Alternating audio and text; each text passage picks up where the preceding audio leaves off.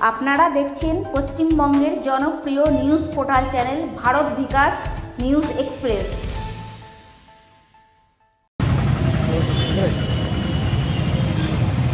দাদা, আজকে আপনারা দেখছি বলাকর বেগুনিয়া মোড়ে এখানে অবস্থান বিক্ষোভ করছেন, কেন কি বলবেন? এটা কেন, এই প্রশ্নটা খুব বাজে, কেন বলবেন?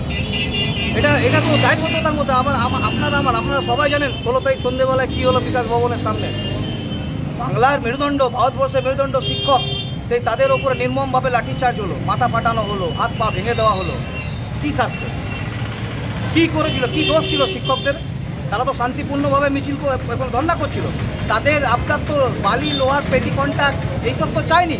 তারা যেগুলো তাদের যে চাকরিটা হারা হয়েছে, তারা চাকরি চলে গেছে, তার জন্য তো তারা ওখানে বসেছিল।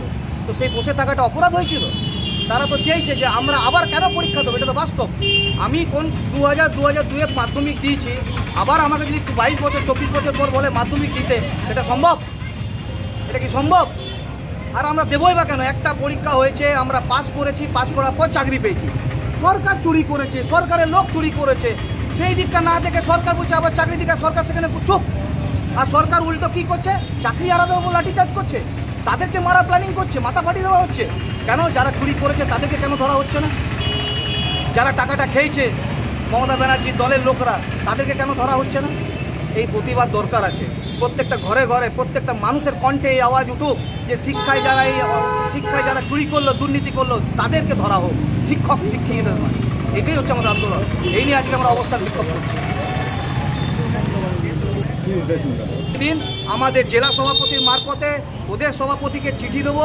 আমরা চাইবো যে প্রদেশ সভাপতি আমাদের রাহুল গান্ধী, যিনি সাংসদ এবং লোকসভার আমাদের অপোজিশন লিডার, ওনার কাছে এই বিষয়টি একদম তুলে ধরুক। এবং আমার আগামী সেশন, যখন সংসদের সেশন বসবে, যখন বাংলার এই শিক্ষক শিক্ষিকাদের কথাটা যেন রাহুল গান্ধী সংসদে ওঠান, এটা আমাদের দাবি থাকে। আপনার পরিচয়? আমার নাম সুকান্ত দাস, আমি কুলটি ব্লক কংগ্রেস সভাপতি। কেন পাচ্ছেন না? যোগ্য অযোগ্য প্রার্থীদের বাছাই করতে কেন আপনার দল বলতে পারছেন না যে হ্যাঁ আমরা চুরি করেছি, আমরা চাকরি চুরি করেছি বলে চাকরি আমাদের চাকরি গেছে? সেই বলার ক্ষমতা আপনার দলের নেই। এই দলকে এখানে রাখতে দেওয়া চলবে না। আপনারা আমাদেরকে আন্দোলনে নামতে হবে। যদি আজ না হয় তাহলে কোনোদিনও হবে না। মেরুদণ্ডটাকে বিক্রি করবেন না 1000 টাকা লক্ষ্মী ভান্ডারে। এই 1000 টাকা নিয়ে আপনার আর আমাদের বাড়ির প্রজন্মের সন্তানদের চাকরি খেয়ে নেওয়া হচ্ছে, তাদের শিক্ষা ব্যবস্থাটা খেয়ে নেওয়া হচ্ছে, তাদের স্বাস্থ্য ব্যবস্থাটাকে নষ্ট করে দেওয়া হচ্ছে। আর আপনারা 1000 টাকা লক্ষ্মী ভান্ডারে সব ভুলে যাচ্ছি। কি হবে 1000 টাকায় আপনি বলুন না? 1000 টাকায় একটা পরিবার চলতে পারে? 1000 টাকায় একটা গোটা পরিবারে কোনো অসুস্থ যদি হয়ে পড়ে তা সেই টাকায় চলতে পারে? 1000 টাকায় কি আপনার ঘরে শিক্ষা আসতে পারে? 1000 টাকায় কি আপনার খাবার দাবার আসতে পারে? না, পারে না। 1000 টাকায় কখনো সংসার চলতে পারে না। উনি গতকাল বলছেন যে আমরা এই দিচ্ছি, ওই দিচ্ছি, চাকরিটা কই দিচ্ছে? আপনি তো 11 বছর ধরে মুখ্যমন্ত্রী আছেন, 14 বছর ধরে হয়ে গেল, 15 বছর হয়ে গেল মুখ্যমন্ত্রী আছে। আপনি একটা শিল্প আনতে পেরেছেন? আপনি বারবার বিদেশ গেছেন, পথে আঙ্গু পাঙ্গু সাঙ্গু সবাইকে নিয়ে গেছে, নিয়ে যাওয়ার পরও কিন্তু এখনো পর্যন্ত আপনি একটা শিল্প আমাদের পশ্চিম বাংলায় এনে দাঁড় করাতে পারেননি। বড় কোটি কোটি টাকা আপনি শিল্পর নামে বিদেশে কি উড়ে এসছেন? কোথায়? আর আজকে আপনি কত কেস লড়ছেন?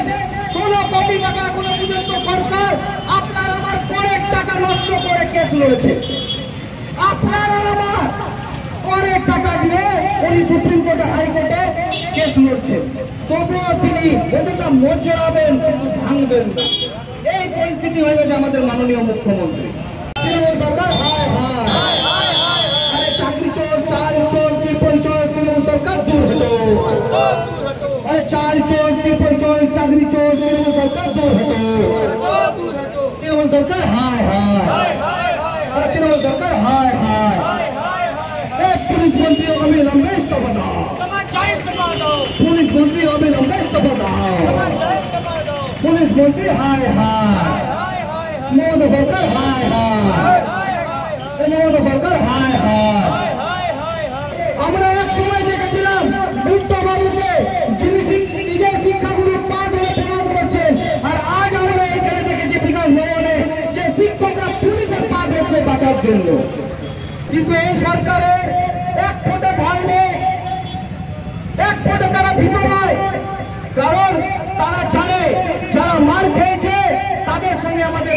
আছে, সরকারটা কাদের সাথে আছে? যারা চাকরিটা বিক্রি করেছে, পয়সাটা নিচ্ছে, সেই পয়সা দিয়ে আগামী দিনে ভোট দিলে তারা আবার ক্ষমতায় বসবে, তারা এটা ভালো করে জেনে গেছে। তাই তাদের কাছে ভয়টা নেই। ওনারা জানেন যে আমার জমি মাফিয়ার কাছ থেকে টাকা পেলে আমার ভোট হবে। ওনারা জানেন বাড়ি মাফিয়া থেকে টাকা পেলে আমার ভোটে লড়াই হবে। ওনারা জানেন লোহা চোর থেকে হবে। ওনারা জানেন গরু চোর থেকে টাকা পেলে আমার ভোটে লড়াই হবে। আপনারা আমার ভোটের জন্য বসে থাকে না।